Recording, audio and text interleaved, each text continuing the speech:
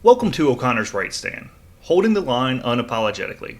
This is the podcast where we draw a line in the sand for American liberty and take a wrecking ball to the bloated and overreaching government that's trying to choke our freedoms. Today is Saturday, June the 7th, as of when I'm recording this. I'm John O'Connor, a red-blooded conservative who's had it with bureaucrats, the elites, and the politicians treating us like their personal piggy bank. This is our first episode, folks. And I'm coming out swinging with a story that's got the nation buzzing.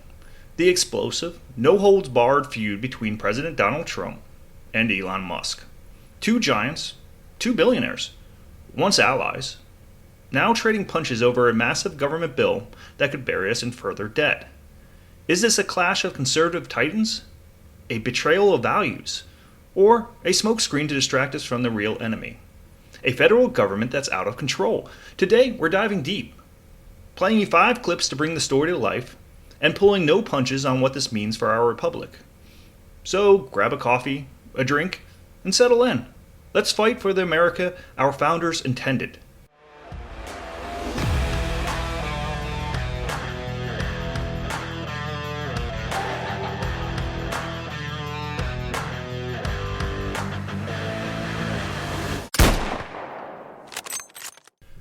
Before we dive into the Musk-Trump feud, which I had not intended to be my very first episode, let's take a moment to talk about who I am and why I'm here fighting alongside you.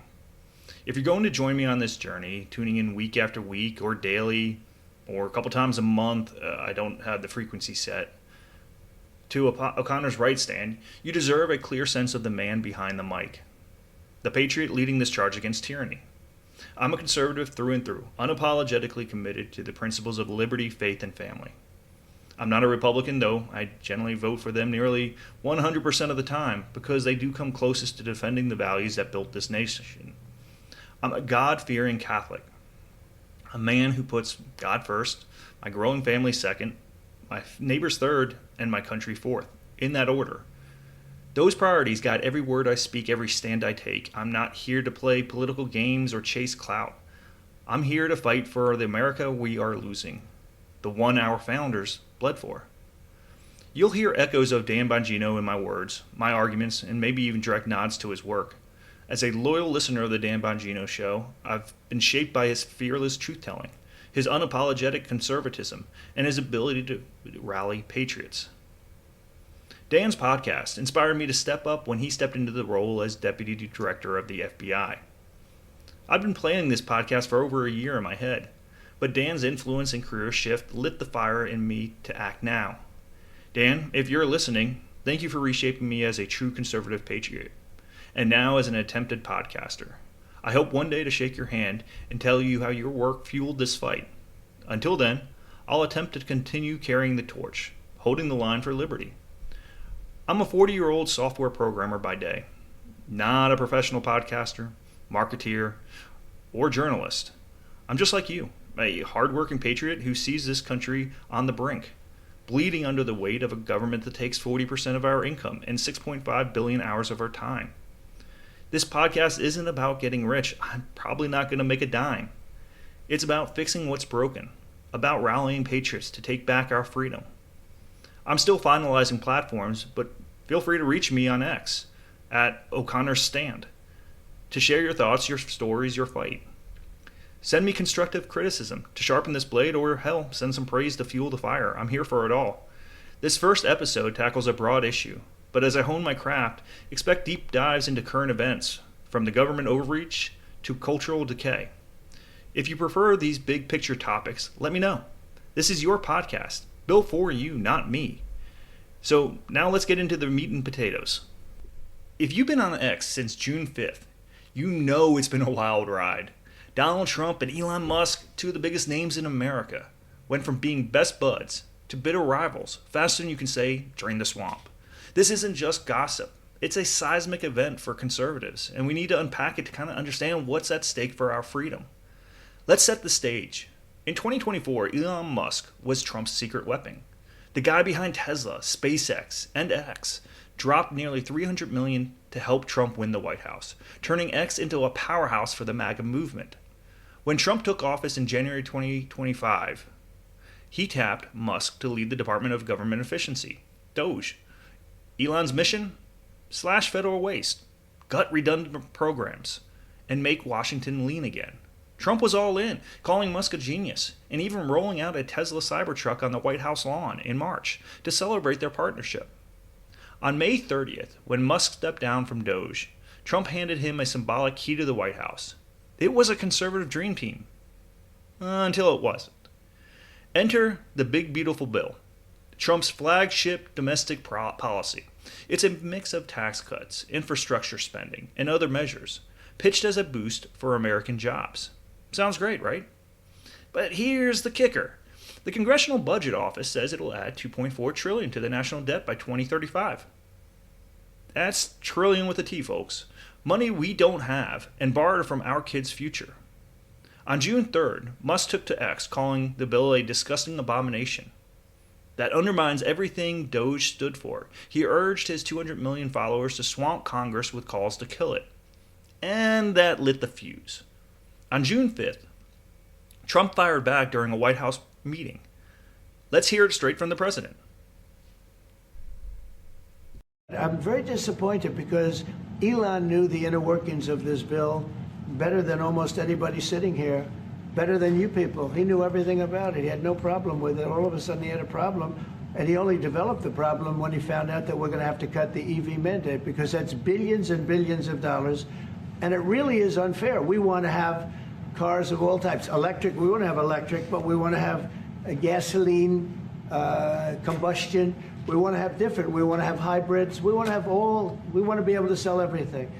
And when that was cut, and Congress wanted to cut it, he became a little bit different, and I can understand that. But he knew every aspect of this bill. He knew it better than almost anybody, and he never had a problem until right after he left. That's Trump drawing a line in the sand. And if you listen, you can hear the sting in his voice. Disappointment, maybe even betrayal. But Musk didn't blink. He hit back on X, claiming, without me, Trump would have lost the election. He even threw out an unverified bombshell saying Trump's name is in the unreleased Jeffrey Epstein files. Now, let's be clear, there is zero evidence for that claim. And on O'Connor's right stand, we do stick to the facts. But it shows how personal this has gotten. Trump responded by threatening to cut billions in government contracts for Elon's companies, Tesla, SpaceX, Starlink. Tesla's stock tanked 14% on Thursday, losing $150 billion in a day. Musk even floated decommissioning SpaceX's Dragon spacecraft, which is critical for NASA, before eventually backing off. This feud's got it all. Big personalities, big money, and big stakes. As a conservative, I got one foot in each camp. Trump's America First policies are why we voted for him. Trade deals, border security, bringing jobs back. But Musk is sounding the alarm on runaway spending. And he's not wrong. $2.4 trillion in new debt isn't pocket change. It's a betrayal of fiscal conservatism. This fight's exposing a rift in our movement. Growth at all cost versus discipline. And while they're slugging it out, the real enemy, big government, is laughing all the way to the bank. To get why this feud hits so hard, we simply just need to zoom out. The Trump-Elon clash isn't just about two egos. It's a symptom of a deeper problem. A federal government that's been growing like a weed for decades, choking out our freedoms. On O'Connor's right stand, we're just not here to react. We're here to connect the dots and show you how history is repeating itself. So, let's go back to 2013. The IRS under Lois Lerner got caught targeting conservative groups, think Tea Party and Patriot organizations, for extra scrutiny during the 2012 election. They delayed tax-exempt statuses, drowned groups in paperwork, all because they simply did not like their politics. It was a straight-up abuse of power, a government weaponizing its authority to silence dissent. I remember the outrage. Folks like us, regular Americans, rallying against a system that treated us like enemies. Let's hear a reminder of that scandal. The news broke last Friday that IRS agents had applied extra scrutiny to groups with Tea Party or Patriot in their names when they applied for tax-exempt status. The head of that IRS division apologized on Friday. Lois Lerner said it took place during the 2012 campaign, and she blamed low-level officials in the agency's Cincinnati office, which handled the applications. But additional reports over the weekend said Lerner herself was informed of the targeting as early as 2011. Other reports claim that the IRS also zeroed in on groups that focused on government spending or educating Americans about the U.S. Constitution. That information was based on a draft report from a Treasury Department Inspector General. That's the government we're up against. A machine that picks winners and losers based on who is in power. So fast forward to 2025, and the big, beautiful bill of Trump is just another chapter in the same story. $2.4 trillion in new debt, per the Congressional Budget Office, isn't just a number, it's control. Every dollar the government spends gives it more power to regulate, surveil, and dictate our lives. And when Trump and Elon are fighting, it's a distraction from that truth. Let's talk about the bill itself. Trump says it's about jobs, tax cuts, infrastructure growth. Sounds like the 2017 Tax Cuts and Jobs Act, which added $1.9 trillion to the deficit but boosted GDP by 2.5% in 2018.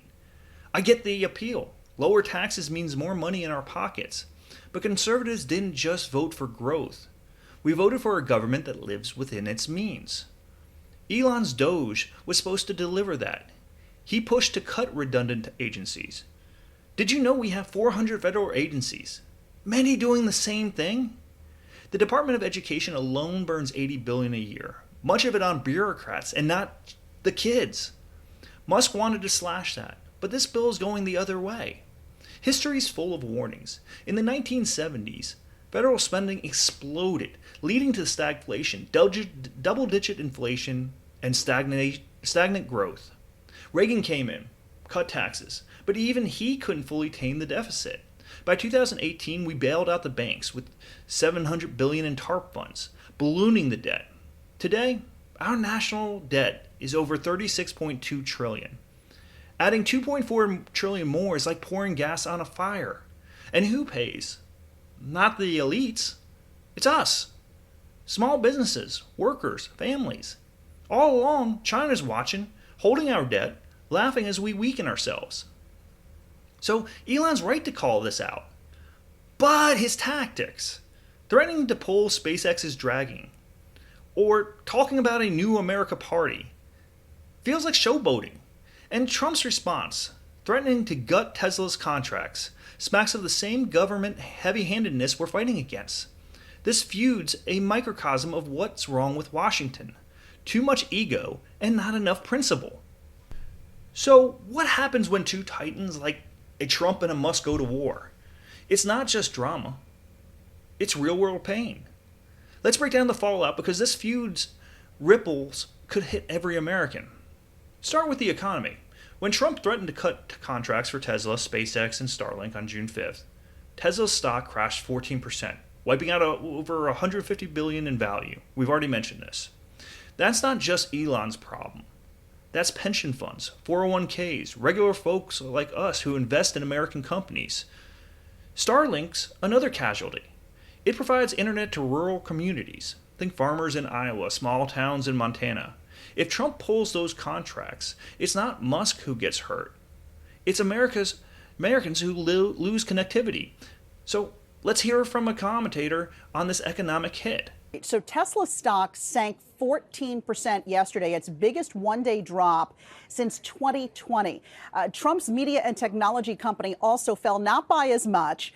But boy, what a difference a day makes, right? I mean, both these stocks have bounced back today, not entirely, but we've got Tesla up about 5%, Trump's media and tech company up about 4%. But I'll tell you what, it has been a roller coaster ride for investors in both of these companies. Just to give you an idea, since the beginning of the year, Tesla is still down 25%, and Trump's media and technology company is down nearly 40%, Kira. That's the kind of chaos we can't afford right now. Now, let's talk about national security. Elon's threat to decommission SpaceX's Dragon spacecraft was a jaw-dropper. Dragon is NASA's lifeline to the International Space Station. Without it, we are hitching rides back with Russia or China. Not exactly an America first move. Musk walked it back after ex-users like Space Patriot 22 called him out saying, Elon, don't tank NASA over a personal fight. But the fact is, he even went there shows how dangerous this feud is. Trump's not blameless either. Threatening to cancel SpaceX contracts risks our space program. SpaceX launches military satellites and supports national defense. If Trump follows through, it's not just Musk who gets hit, it's our security as a nation. This is what happens when personal grudges spill into the policy. The swamp loves it. While we are all distracted, they push bills through like this $2.4 trillion monster. And let's not forget the political fallout. Elon's talk of an America party for centrists is stirring up conservatives. On X, you have someone named MAGA Forever 45 posted, Elon's turning on Trump. He's no conservative. He's just another globalist. Meanwhile, someone named Liberty_John says, Elon's right about the debt. But starting a new party? That's a pipe dream. This feud's splitting our movement, and that's the last thing we need when we're fighting against a big government. What's the real story here? It's not just Trump versus Musk. It's about the soul of our country. The big beautiful bill is a symptom of government that's forgotten its place. Every dollar it spends, every regulation it passes is a step towards control. And when leaders like Trump and Musk are at each other's throats, it's a gift to the bureaucrats and lobbyists who thrive on this chaos. I have two clips coming up. Both are from the same event, but they are a little bit longer than I would like to play. They are from the 2025 Berkshire Hathaway annual meeting, and Warren Buffett's getting up there in age, and his speech is starting to slow down. So I think that is why these two segments drag out. But he is speaking to the point of the U.S. national debt is unsustainable. So here are those two clips back to back. And government is the ultimate, so it really doesn't have any checks on it. And that's why it scares you to some extent about what the future of the currency will be, because they can print currency. And if you have people that get elected by promising people things, and that doesn't mean that they aren't sincere about all kinds of items, but there's no politician that says to anybody that, at least if they have money, that, I really think you have bad breath, and if you don't mind, would you step over and away from me? It just doesn't happen. Because there's never been a country like the United States, but that if something can't go on forever, it will end, to quote Herbert Stein, a famous economist. And we are doing something that is unsustainable, and it has the aspect to it that it gets uncontrollable to a certain point. I mean, essentially, you just give up on it. So what is Warren Buffett saying there? In those two clips, as well as the entire meeting, he is essentially saying this U.S. debt is not sustainable. And though we've been on the brink of collapse before, we've never coupled the debt with this high inflation. And so that could be catastrophic. We need to have a program like Doge. He did not say Doge, just not putting words in Warren Buffett's mouth. But we need to have a program that can check the government on what they are spending and how they are spending it. And finally, he sort of made a joke that he does not want that job, that job would be incredibly difficult. And so that is credit to what Elon took on the task of doing. $2.4 trillion in new debt isn't just bad math. It's a power grab. The government doesn't just spend, it controls. Take the Patriot Act of 2001. Sold as security, but what did it do? It gave us mass surveillance. Or Obamacare in 2010. sold as healthcare, but now it's just a maze of mandates. This bill's the same. It promises jobs, but delivers the debt. And with the debt, more strings attached.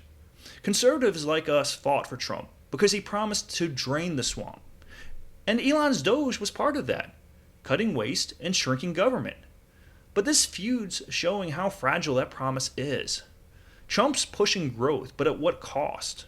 Elon's calling for discipline, but is he just posturing for attention? On X, at CB_Doge nailed it. The media is hyping this feud to distract us from the bill's real cost. And I'm starting to think they're right. The swamp wants us focused on drama, not policy. And here's the scary part. This could get worse. If Trump and Musk keep fighting, it fractures our coalition. The left's watching, waiting to pounce for the 2026 midterms. We can't let personal egos derail the fight for liberty. We need leaders who put America first, not their own personal grudges. The Trump-Musk feud hits me hard because it's exactly the kind of distraction that lets the government off the hook. We rally behind Trump to drain the swamp, to put America first. We backed Elon's Doge because we wanted a government that works for us and not against us. But when they're trading jabs on X, it's like watching a referee miss the real fight, which is big government's creeping takeover. The big beautiful bill and its $2.4 trillion debt isn't just numbers. It's a threat to the liberty I got into this fight to defend. And I know you're in it for the same reasons. I want to hear from you. Have you felt big government squeeze? Maybe it's a regulation strangling your job, a paycheck gutted by taxes, or just the dread of this debt piling up on your kid's future. Feel free to hit me up on X at O'Connor Stand. Who knows, I may read your response on my next episode. Last night I was on X and saw two or three different posts here. One from @PatriotMom1776, and she nailed it. Trump and Musk need to stop this nonsense and fight the real enemy, big government. And I couldn't agree more. Also, @ScreepThisGuy asked, is this feud a setup to push the bill through while we're distracted? Great question. Now, if you did not hear, Chip Roy, representative from Texas, I believe the 21st District, gave an amazing and fired up speech to Congress. Now, here's just 30 seconds of that 30-minute address. It is not appropriate for us to run away from the fight now that these young men 80 years ago ran into the fight to preserve. This country will not survive if we mortgage it away. And that's what we're doing. President Reagan was correct when he said that every member of Congress, when they come to this floor and they offer a new bill for a new program, should offer a tax increase to go alongside of it. Because everybody in this chamber, particularly on this side of the aisle, are all too fine offering tax cuts because it's like selling dessert, but refuse to put forward the spending cuts so that people have to eat the broccoli. Now, if you've not seen or heard that fired up, heartfelt speech from Chip Roy about the debt, I heavily recommend go and spend the 30 minutes. Go find it on Rumble. If you can't find it there, unfortunately, YouTube. But spend the time watching that video to understand exactly why he actually voted for it, but also the reasons he has against it. That being said, Chip Roy is one of the few politicians that have a lot of plus ones next to their name on my spreadsheet. Now, what do I mean by that? Well, Dan Bongino, about 3 years ago, talked about the fact that we should never fall in love with politicians. They're either going to be plus ones or negative ones on a spreadsheet. And what does that mean? Either a politician is doing something good that you agree with, that you think is in the moral interest of America, or they're doing something bad that's hurting America, which is a negative one. And you kind of total those up to see where does this politician fall. And Chip Roy is one of the few politicians that does have a lot of plus ones next to their name. And so I just wanted to bring that up. All right, folks, we've been through the ringer today, digging into the Trump-Musk feud and the government overreach it's exposing. So let's cut to the chase. What's the bottom line? And what do I, if you even care, think should happen? First and foremost, Trump and Musk need to put their egos aside and get back to their respective corners. They are not here to play rock star. They are here for the American people, for you and me. I don't give a damn about stroking their egos or picking sides in their billionaire brawl. I'm rooting for both of them to do what's right. Trump to deliver on his America First promises, and Musk to keep fighting government waste. But not if that means selling out our future. This feud's a distraction. And the real enemy is a federal government that's ballooning out of control with a new $2.4 trillion debt bomb called the Big Beautiful Bill. Now, do I want this bill to pass? And honestly, I'm torn. Part of me says it needs to pass at this point. Trump's got his mandate. And there's stuff in there like the tax cuts that could juice the economy like we saw in 2017. But $2.4 trillion in new debt? That's not conservative. It's a gut punch to fiscal responsibility. And Trump promised a balanced budget, but he does have 3.5 more years to make good on that. Am I happy about it? Hell no. That's $2.4 trillion we're borrowing from our kids, handing China more leverage while bureaucrats laugh all the way to the bank. But I'm not ready to write Trump off yet. He's got time to fix it, and I believe he can. Here's where we come in. We can't sit back and watch this circus. We've got to get louder, fiercer, and more relentless than ever. Get on X, flood your senators' phone lines, tell them you're watching every bill now and in the future for every dollar they spend. Demand transparency. Check the Congressional Budget Office report for yourself. $2.4 trillion isn't chump change. We need to primary the swamp creatures in Congress, those Republicans that are not Republicans, those career politicians who love big government more than liberty. Root out this waste, such as those 400 federal agencies Musk wanted to gut, and then force Washington to live within its means. This isn't just about this one bill. It's about stopping the debt spiral that's choking our freedom. On O'Connor's right stand, we are not just talking. We're hopefully building a movement. So share this episode with your friends, your neighbors, anyone who's fed up with big government. And follow us on all the platforms, Spotify, Apple Podcasts, and I'll be building a website. We're in this together, patriots, and we need every voice to take our country back.